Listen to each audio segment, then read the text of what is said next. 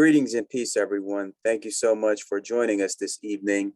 Tonight, I have the honor and privilege of being joined by my brother, Samuel Bernard from Arkansas, USA. My brother Samuel is my fellow brother Muslim, fellow Sufi, fellow Mason. And in the month of October in England, it's Black History Month, where we commemorate great individuals who have laid the foundation of basically doing something good for humanity and leaving something behind for all of us to benefit from. And I wanted to ask Brother Sam, how did his journey as a Mason, as a Muslim, and overall as an African American in the South shape him to who he is today? So without further ado, please welcome Brother Samuel Bernard. Assalamu alaikum, my brother. Walaikum salam, man. Bro, man, how you doing, man? How are you doing today, Sal? Alhamdulillah, my brother. I wanted to ask you, and the audience wants to know, who is Samuel Bernard and how did you become who you are today? Well, who am I? That's a good question. Well, I'm 30. I'm Samuel Bernard II. I'm named after my father, Samuel Bernard first. I'm from Little Rock, Arkansas. I grew up here most of my life, and I can say, man, my life was kind of, I had my ups and downs. You know, my upbringing in my life was pretty much how can I say this? You know, 3 sisters, and I'm the only boy, and I'm the youngest. Mm-hmm. All my family, man, and I grew up in in the neighborhood in the 1990s off of 12th Street in Washington. And I remember very clearly the gang banging of Little Rock. You ever heard of that documentary? I heard of it. They shot that a few blocks down from my house. Mm-hmm. You know, in the blood territory. I'm not affiliated with gangs or nothing. That wasn't my thing. But I was kind of like you know, as a child, I was pretty much how can I say this? A bad child a little bit, you know, didn't really too much comprehend too well. And you know, mom had a really, I grew up with my mom, you know, most of my years of life. I'm not going to talk about my father because I knew my father went through his little struggles and trials and tribulations, just like most of the Black homes that I knew, the people who, you know, and but yeah, man, you know, I was kind of like didn't care. I was kind of like a little trouble kid, a little bit. You know, I used to sometimes. I started at a young age, stayed in trouble in school, and didn't want to be there, didn't want to learn. And, you know, and mama used to always have to come up there, and even granny had to come up there and put the belt on my butt, you know, to straighten me out. But they didn't actually straighten me out. They just sometimes made me a little bit worse. Right. And I remember one time, you know, my dad came to school, came up there. It was built to about kindergarten program. My dad came up there, man, and my dad straightened me out, man, and I ain't had no problems ever since then, up into grade school, you know. But I wasn't in most of my life, you know, and I was kind of like I pictured myself when I was little, when I came into Islam. It was so much of the Prophet Muhammad. I could relate it so much to the Prophet Muhammad in my life as a child. That's how, because I had trouble reading. I couldn't read too well, and I was like, reading was kind of like my weaker point in life. Right. You know, it was kind of like my weak point. But I knew knew a little bit more about math. But I was like, dang man, I have to really get down on this reading. Cause can't read, I can't succeed in life. So, and I was thinking to myself, man, I used to hate books, but now I love them. Right. My thing was, video games and and basically just being outside.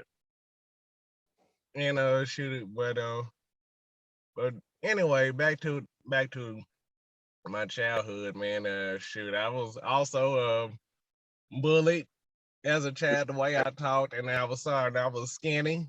I was small and frail, and I was skinny, and people used to always beat up on me until about all the way from middle school. That's when when it really started, the bullying, and people always used to beat up on me all the time. And the one thing about it, I fought back. I might have Right. lost, but I fought back. I was always a fighter. I won't back down. I wouldn't back down from anybody. I get beat up and shoot, but hey, and then through my years in high school, I was still, and plus my mom only bought what she ever could afford. I didn't have all those nice little Jordans like these kids these days had. I had Walmart clothes and Walmart shoes. I was like, man, I didn't want to dress like this, but hey, I would rather, for me, dress like this or be naked and be naked. And I was thankful to have some clothes. And see that's beautiful, the story that you shared about your childhood and how it has humbled you, Brother Sam, Oh, and making you the great human being that you are right now. One who's reading, yeah. studying, following the path of Islam, Masonry, which I would like to ask you, how was it for you to grow up as an African American Muslim in the Bible Belt, especially in the South? How did you deal with those challenges growing up, and how did you face them? Well, my father, back in the day was, when he got himself straightened up, my father used to be Nation of Islam. And Mm-hmm. my mom was Christian. And my mom's Christian. Like I said, you know, my father always, sometime when I was younger, my father always talked about Minister Farrakhan. And I was like, man, who is this Minister Farrakhan guy?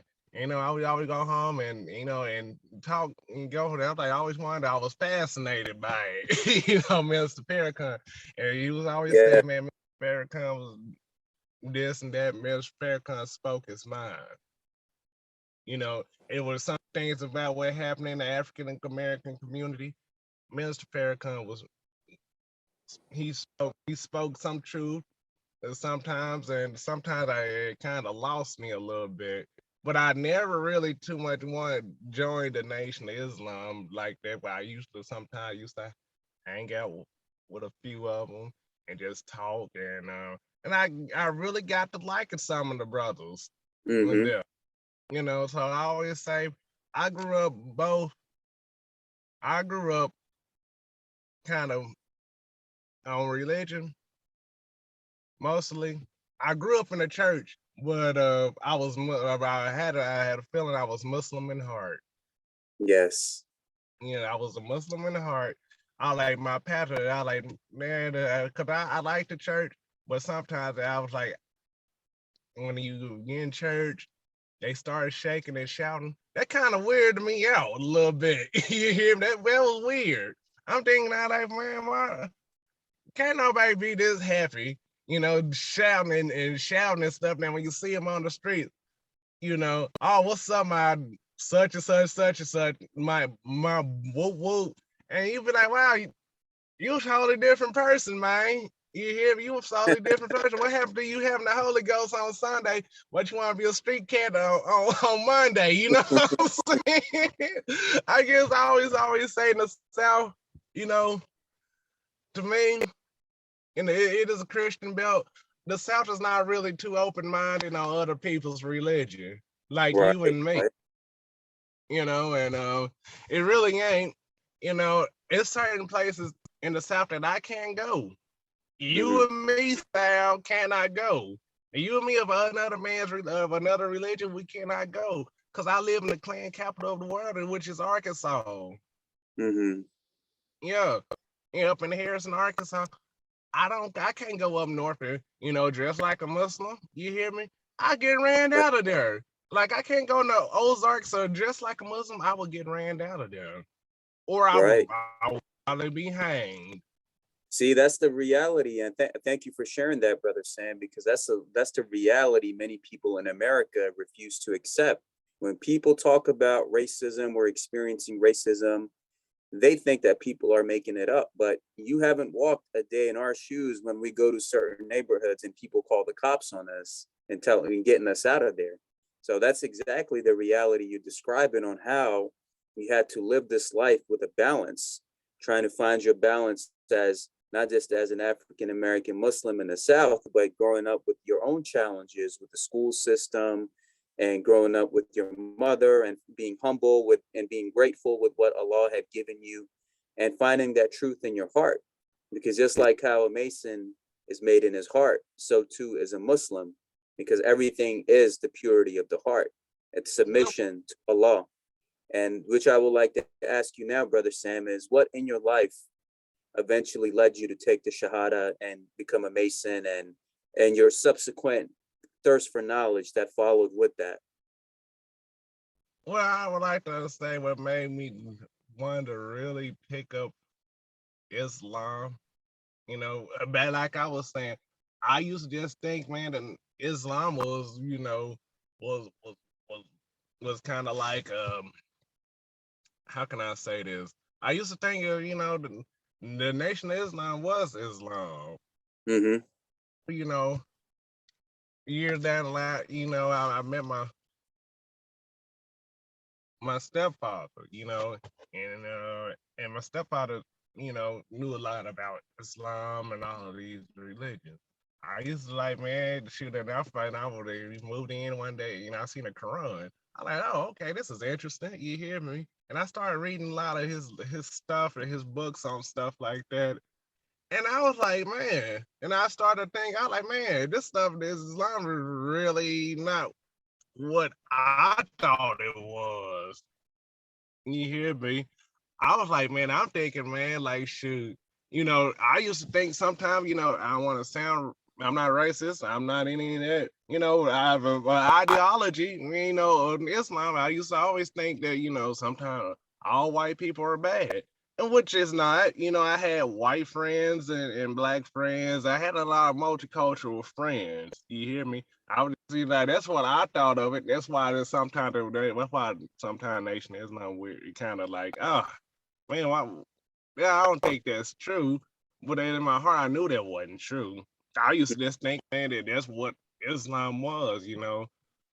But too, I started reading the Quran, and it was and reading some of the verses, passage, the ayats in the Quran, and started to really look at the videos on Islam. And I'm like what Malcolm was, man. When Malcolm took hard, I kind of figured when Malcolm took hard and he seen white Muslims, black Muslims, and I was part, that's when YouTube came out and stuff like that. I started looking on YouTube at white Muslims and white people that was Muslims and Chinese Muslims. And I was like, wow, you hear me? This is where Islam is. Islam is a multicultural religion. It's a That's right. multi-race religion. And I'm like, well, dang. And I was in all wild, man. And then I went up and I took my shahada. I took my shahada and I read, in 2000, and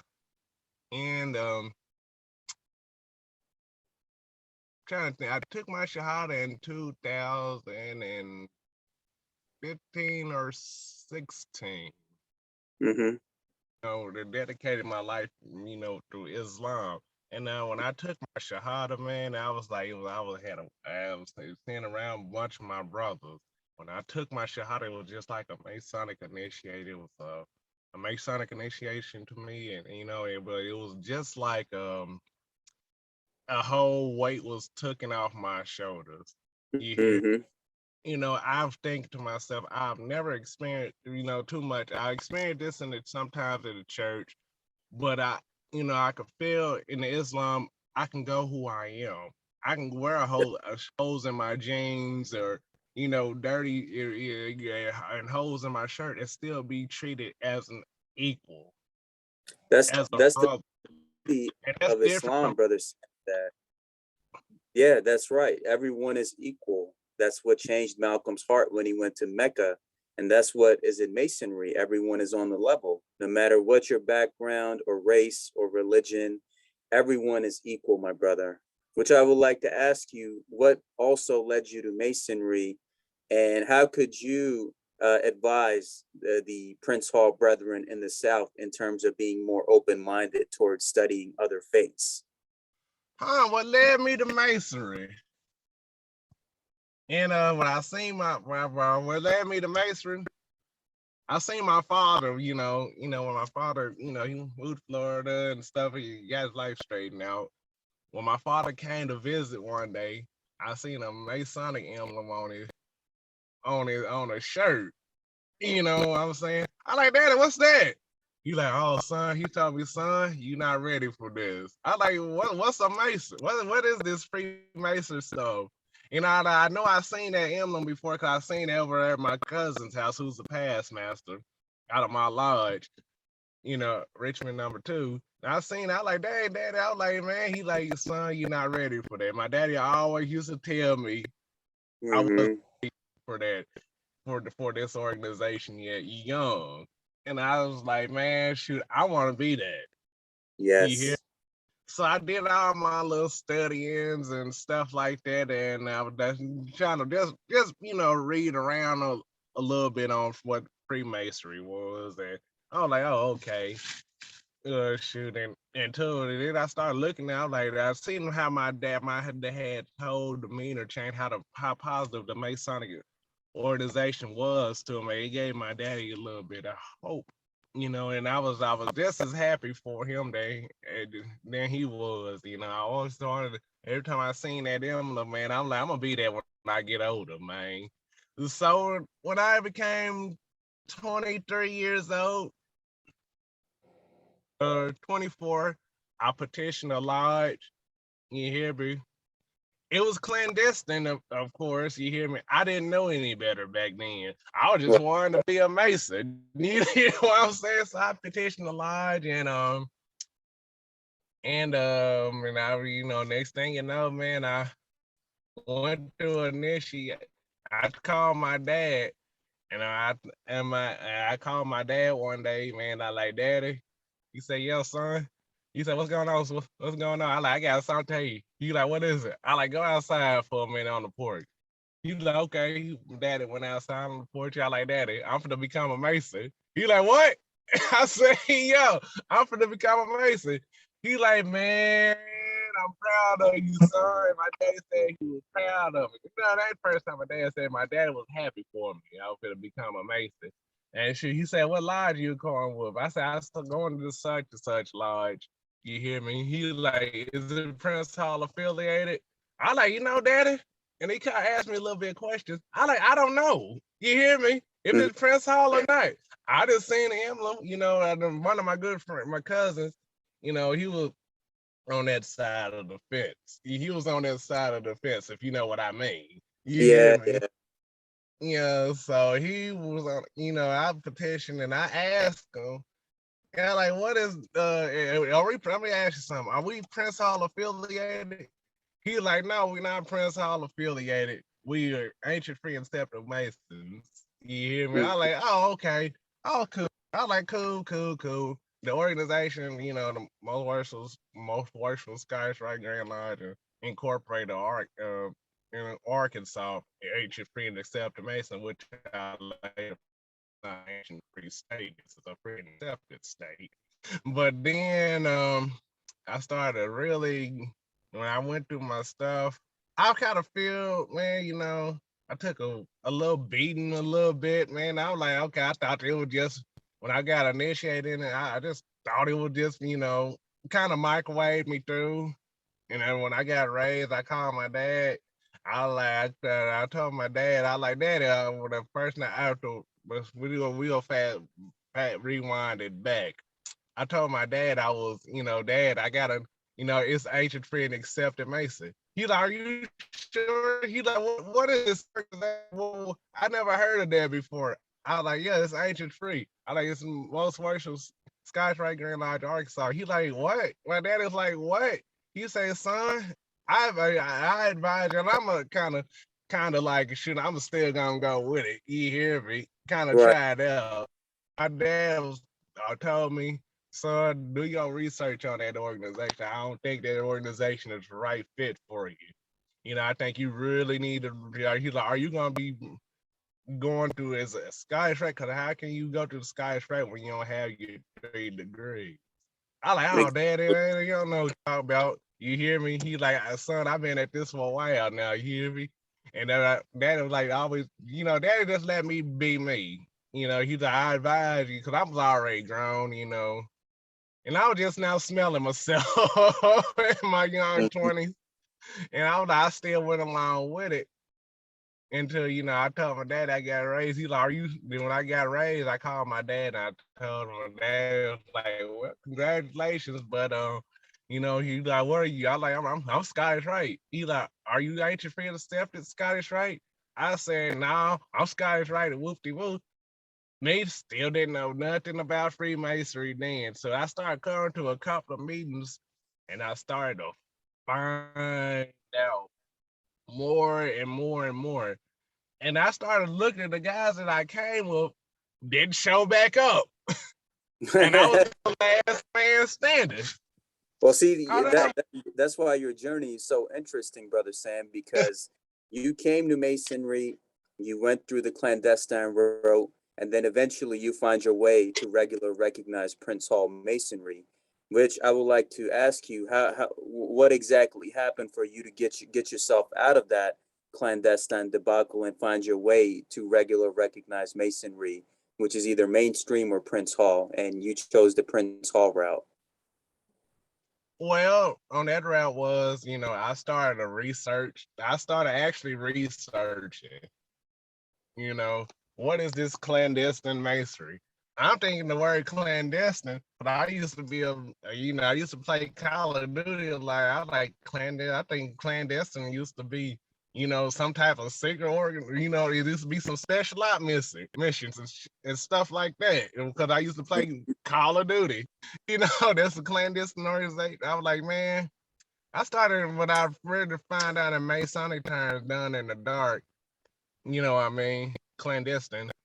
But I started to really research, and I seen one of the bros, man, one of the guys that used to be in that organization. He was Prince Hall affiliated, and I asked, and he like, bro, I told him, well, yo, I got raised out in such and such, up at the old Grand Lot. He's like, man, bro, he's like, you need to go here, man. Shoot, you need to really research it. My dad was telling me to research the same thing. I was like, dang, man, why you keep telling me to research? He like, man, it's something funny. It's something funny. That's why I got out of that organization. I became Prince Hall affiliated. I'm thinking to myself, I'm like, oh, man, they gonna let them boys dupe you into joining Prince Hall affiliated. He like, but it's regular.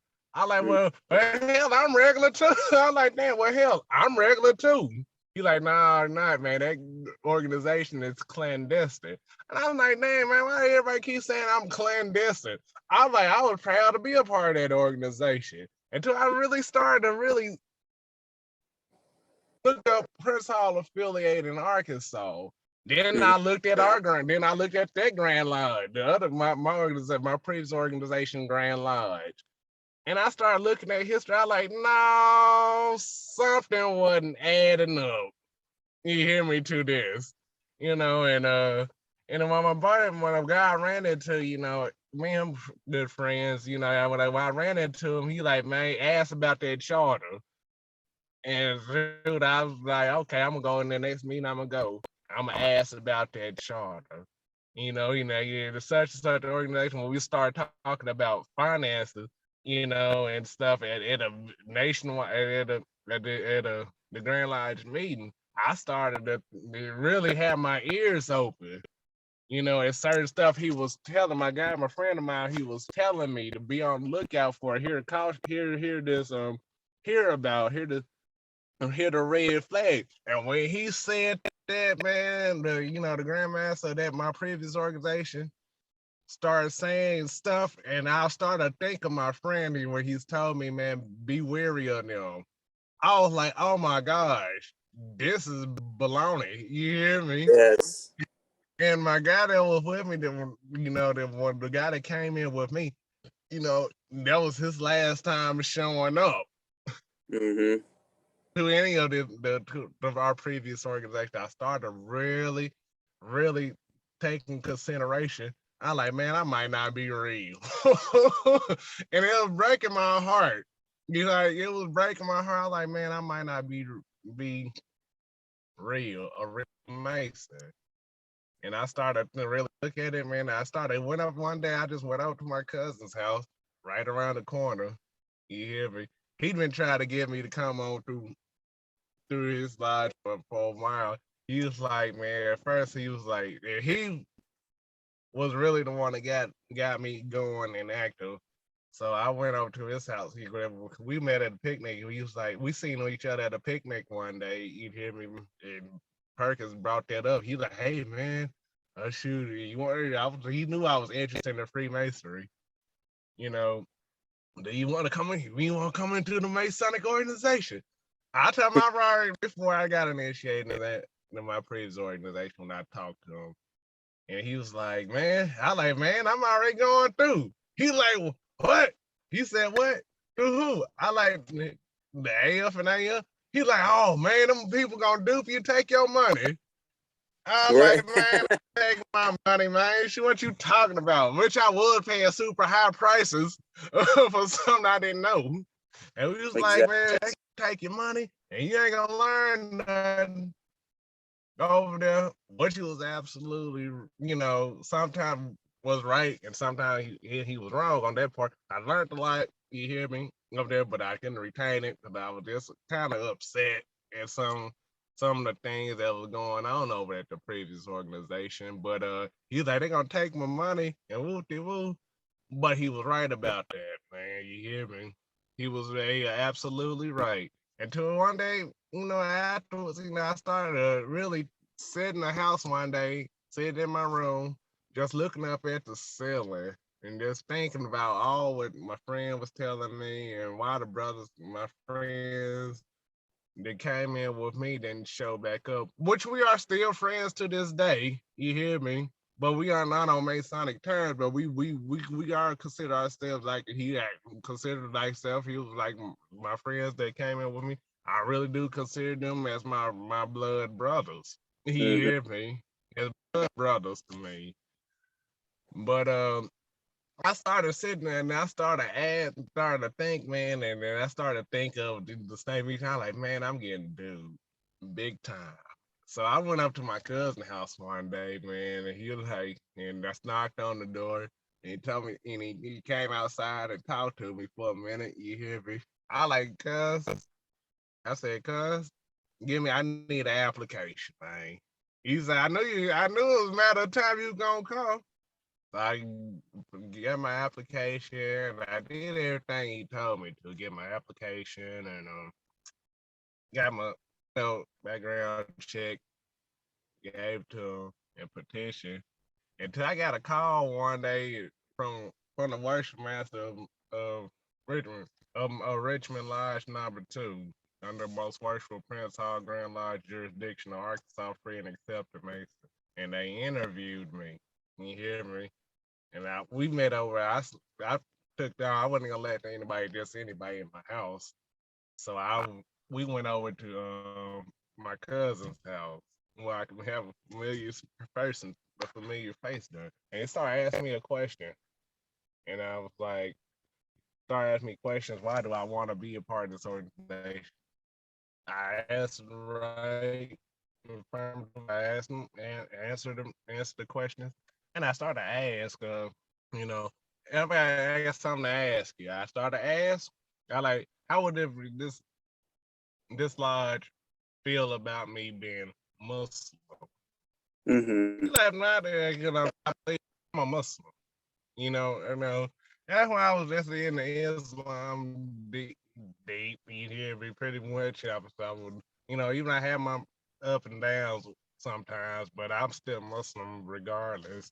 But I was like, I asked, will my faith be accepted because I believe in God. I am Muslim. He like, would that be interfere? He said, what the worship master told me, not at all, man. You still believe in the higher source. I said, yeah, of course, cool. So then when I went to my initiation, my cousin was there. You hear me? I was scared at first, cause I was thinking of, when I went to got accepted to my lodge. You hear me? I called my previous organization, told them I won't be returning. You hear me? To you like why? I said I'm going Prince Hall affiliated, but I appreciate y'all for the time y'all spent with me, but I had to go through another journey. I had to go. I'm going to Prince Hall affiliated. You say okay, man, whatever, wooty woo. And I got an email one day on my Facebook message from I guess he's supposed to be from one of the brothers from that organization. And he's like, man, and you start talking cash. I can't curse, can I? Or you Yeah, I'm yeah, not. yeah. Feel Yeah, free. he talking cash shit. You hear me? And I was like, man, like I talked to the Grand Lodge, Grand Camp Chancellor of England. He said Prince Hall ain't not real. I was like, oh, okay, whatever. You hear me? I talked to the Grand Warlocks of the underworld too. So what they got to do with me? You do what you Right. them. I was like, you ain't gonna learn nothing. They gonna take your money. And I emailed them pre-five back. Ain't that what y'all did to me? Took my money. Exactly. And Brother Sam, that's so important because a lot of people, a lot of our brothers in the African American communities and other communities get duped by these clandestine organizations. And that's what your father and your cousin told you. Do your research. And If my it's not friend, Prince Hall, then it's not the right one. It's not regular recognized if it's not those two, mainstream or Prince Hall. And that's your journey led you to such a beautiful way is that you were able to go through all of this and find your way to Prince Hall and find acceptance with brethren of that lodge who accepted you for your faith, who you were, they welcomed you, and then you knew in your heart that you were not dealing with something that not right because is the heart, the higher source always teaches us through our heart. So please continue, my brother, with share. okay, I'm gonna continue with the Masonic journey. You hear me Please. through my Masonic journey. So okay, I went through the whole, that's what I was saying. I talked to Grand Warlocks and he's like, well, good luck, sir, Mr. Samuel Bernard. I say, okay, whatever. I just hung just stop talking to him, man, and shoot, and I got the call and like, when are you available? I thought it was in February. It was in 2015 when I got initiated. Then I was like, when are you available? I was like, are you available this day? I say, yeah, of course. So I went through my whole process again. I was scared.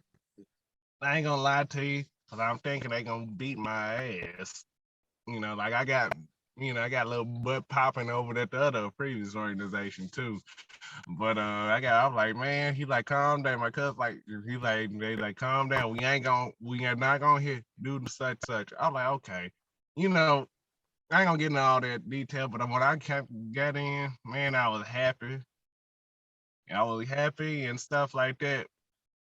But when I got started with a new employer, I took a year to get my other degrees too, because when I started working security for the hospital, I couldn't get weekends off and stuff like that. So I was like, I'm gonna put that on the back burner for a while then. Until, then I started working at the Arkside Department of Corrections and it fell on such weekends, on some of my off weekends. And shoot, and I got a call from the from the lodge, and he asked Rev Richmond. He said, "Hey, you available?" I said, "Yeah, I am actually." So and and I said, I went in and got my second degree and stuff like that. And a few months down the line, and then I got my third degree as well. Was in 2016. Mm-hmm. And so when I got in, the journey was, I felt like my journey was complete. I had a lot to learn, man. I was so happy, man. I was excited. And I was like, man, dude, I was happy and excited, man. And when I finally got a raise, man, I was like, yes, you hear me? It's all over. You hear me? That's why it took long, because my employment. You hear me? I was just so happy and excited to just just finally, man, be legit in Freemasonry, man. And sometimes it does has its downfalls and stuff like that. But just like with any other organization, man, I'm not speaking for. I'm speaking as a constitutional. I'm not representing the organization right now. You hear me? I'm representing me, Samuel Bernard. But it Yes, sir. has its downfall right now, and it has its downfall. Sometimes I'll be like, ugh. Sometimes I'll be excited. But other than that, man, shoot, I enjoy Freemasonry. And I enjoy it. It helps me better to understand, be a little bit more open-minded to other Mm-hmm. folks' and faiths and stuff. Freemasonry, if anybody who is Muslim and wanted to join the Freemasonry, just take it to consideration. This is not a Christianity organization. This is a Mm-hmm. multicultural. This is like gumbo, I should say, minus the sausages, minus the swine. You hear me? Because we don't mean you don't touch the swine. You hear me? This is like gumbo. It's mixed. It comes from all walks of life, all religious practices, deity, spirituality, you name it. Freemasonry is in there. Mm-hmm. Masonry is always about, to me, I know, like I said, I don't speak for the most part for Prince Hall Grand Lodge or Arkansas. I speak for myself. To Mm-hmm. me, Freemasonry helped me understand, my beliefs better. You know, then it awakens sometimes I can see Freemasonry through my religious views. Through my views, I can see Freemasonry in it.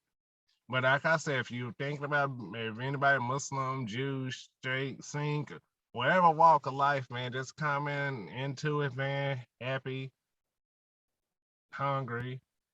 Like I said, Freemasonry is not a Christianity organization or and whatever you hear does not know, oh man, this is satanic and stuff like that. No, honey, don't listen to them. Do your own research, and you will That's right. find out what it is, man. You have to be in the organ. I always say, man, they like, oh, what's all these secrets? Sorry, Masonry ain't a secret. If it was a secret, it would have emblems on the building. You hear what I'm saying? If it was a secret organization, you hear me? That's If it right. was, That's you absolutely wouldn't right.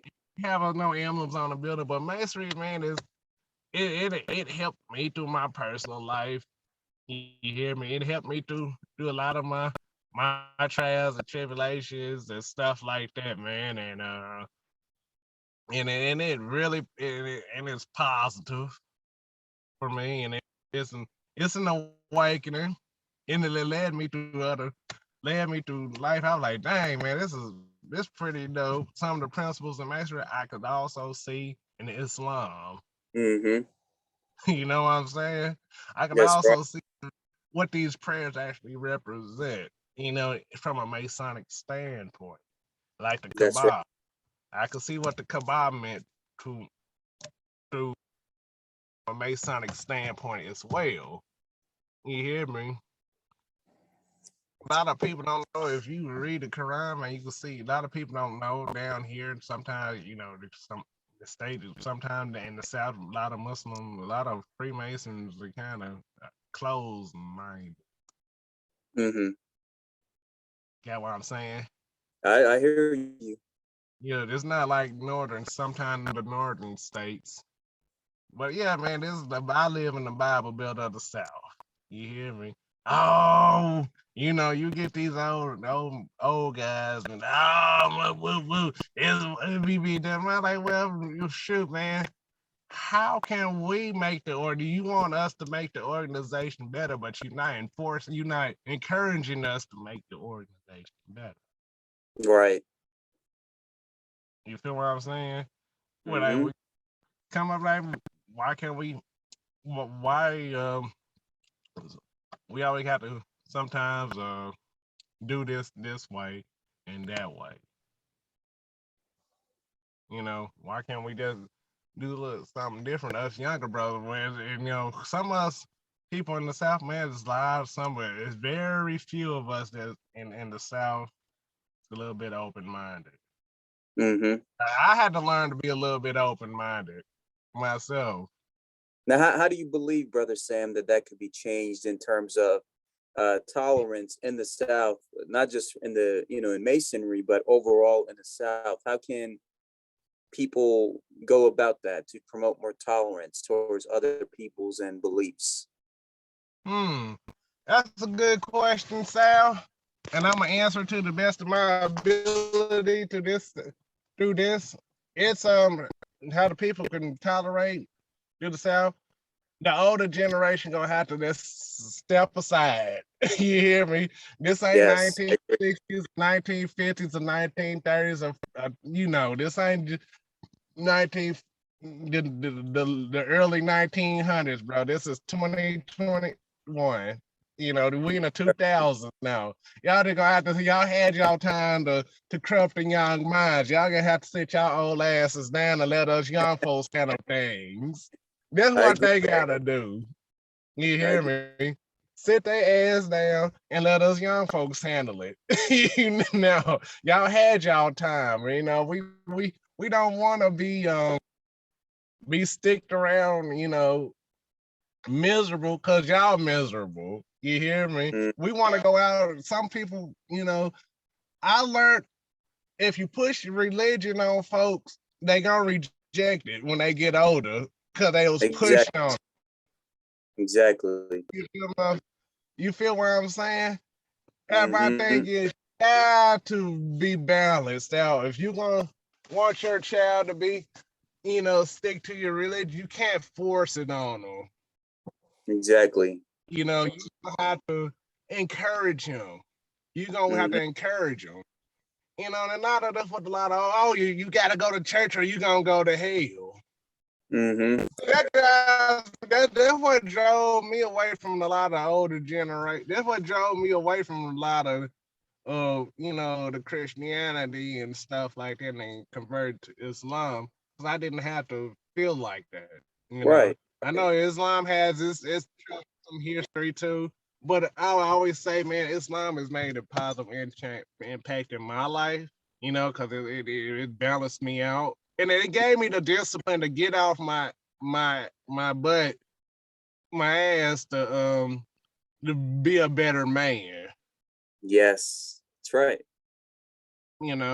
And I couldn't find it in the church house because I was always some people they are always so judgmental. They don't want them like all these other religions is bad. If you don't accept this one, you're gonna end up in hell and burn forever and all this other stuff. I like, man, let me tell you, I'm thinking to myself, man, why they gotta burn hell? Why they can't send them to heaven? You hear That's right. me? They Right. probably a different heaven. They probably got a different heaven than and it helped them balance their life. Why we got to act all? Why do some of the churches in the black community got to act all like, man, their way? It's their way or the highway. A lot of the older heads got to act like it's their way. Their religious ways. It's their way. They truth. that's what the world is. The world is supposed to be a big family. You hear me? That's right. So That's divided here. You hear me? In the South as well, we so divided. You hear me? We ain't like this. You hear me? We are like this. We spread out. You mm-hmm. hear me? You know, and then they start to take this, you know, water down dummy this history. Mm-hmm. They start to water down history. That's the That's right. problem with the young folks now. Back in education, man, back in my day, you know, when we were going through when we had education, you know, which was public school, which was pretty much crappy sometimes, but you know, I had one teacher, man, that really didn't care. He's like, he gonna teach history the way he was taught. And like y'all can sometimes y'all can like it or not. In Black history, we're gonna teach history the way I was taught. We're gonna teach the real history. We're not gonna teach this text. I'm not gonna teach it. I'm not gonna talk about this textbook stuff because this textbook stuff is watered down. Mm-hmm.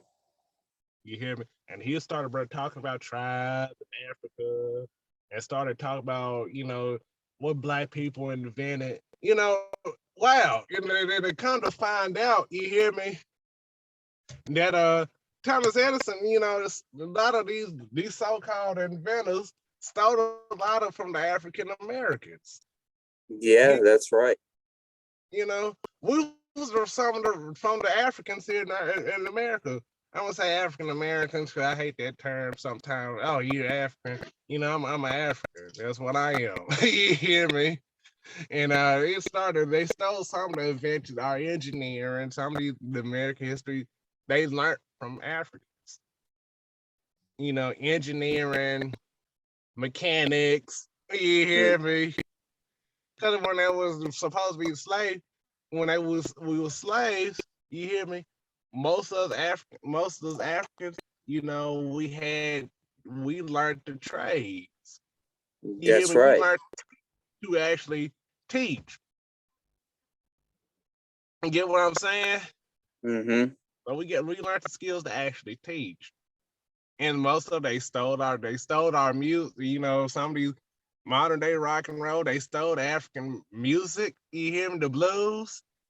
That's They, right. they cheated a lot of they cheated a lot of Africans out of things, man. You know, we invented rock and roll. We invented the boogie woogie. You hear me? And you know, You know, we to invented this rap, blues, rock and day, roll, they you know, it's unfortunate the system of racism salsa. there, but they still profiteer off of Black performance and Black energy in terms of the entertainment industries, music, sports, adult industry, rap, music, everything. Even though they don't want to give like many credits, but they still profiteer off of the energy and suffering of the African American community, which I would like to ask you for the youth that are growing up in this post 2021 world. Now we're almost in 2022. What advice would you give them for those that are feeling hopeless, that are surrounded by violence, surrounded by negativity? What would you tell those youth in terms of knowledge and finding hope in life and what to do about it? Okay. What I tell them, if you're feeling down about yourself, yeah, if you're feeling down and hopeless, don't give up. Cause when you're grown, you're able to leave. That's right. You hear me? It's a lot of that in my community, a lot of negativity, you know, a lot of old folks always, you know, a lot of the people always being negative toward their child. That's shit I'm gonna tell y'all, man, that's gonna affect y'all child when he get older. Don't be so Mhm. negative. Uplift your children. You hear me? Yes. Uplift your children, give them hope, some type of hope, give them a safe place. Don't be too strict on your children, man. Cause if you too dang strict, you hear me, monitoring their every move, you hear me, they gonna when they grow up, they gonna really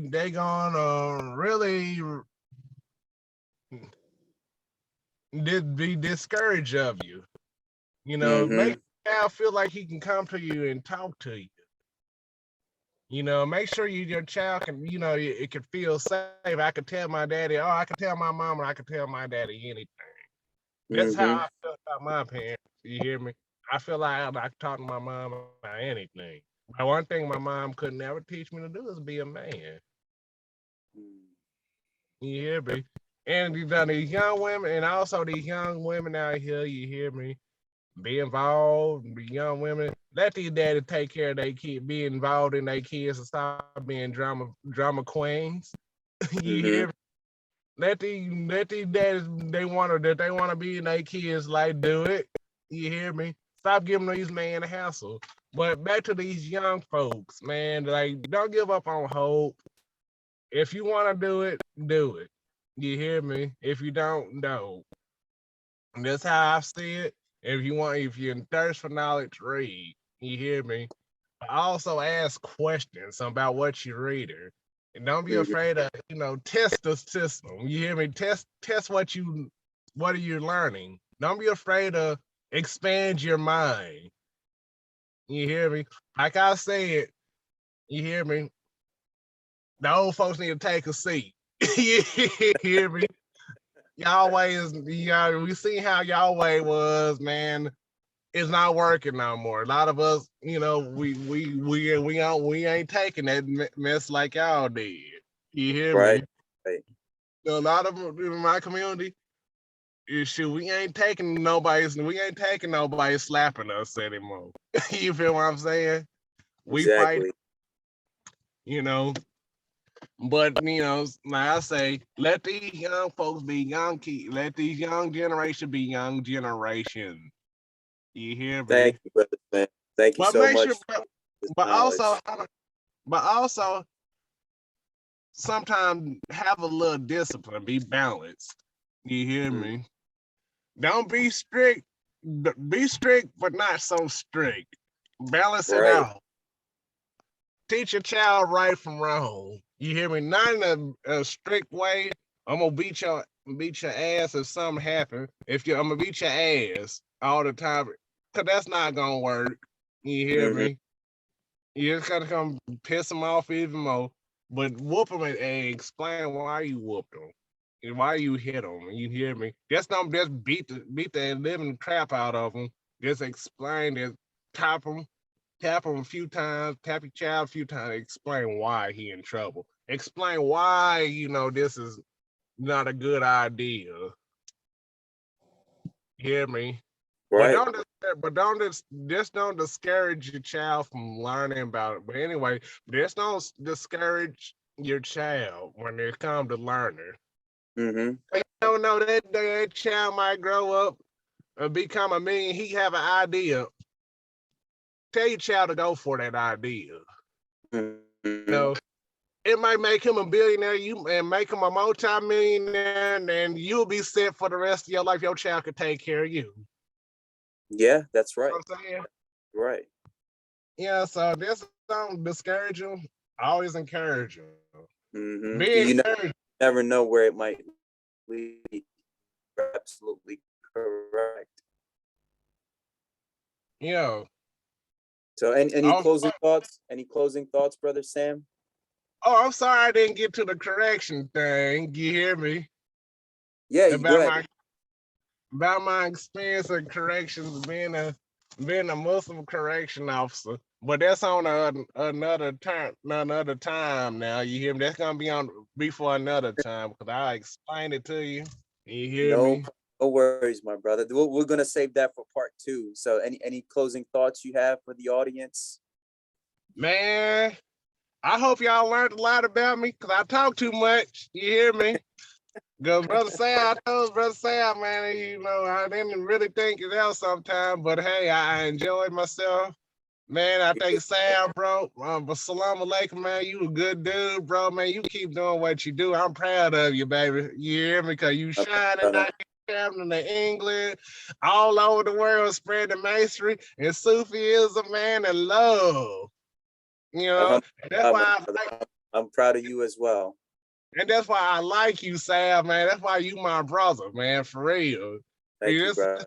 That's the thing. We met a few years ago off of Facebook, and I inboxed you, man. I was so happy to see another Muslim who was a Freemason. Mm-hmm. You know, because it's rare here in It, America. it is. And I And thank you for your time that you've given us tonight. It was truly an education. And I hope those who took the time to hear Brother Samuel Bernard out, you were able to take something away from it, because that's all that matters. As long as you learn something new, then it's all worth it. And we give our love, our light, and our salam to our brother for joining us this evening. And he will be back for part 2, and he will pick up where he had left off. I wish him a great, great evening. Much love to everybody. peace. Assalamu alaikum.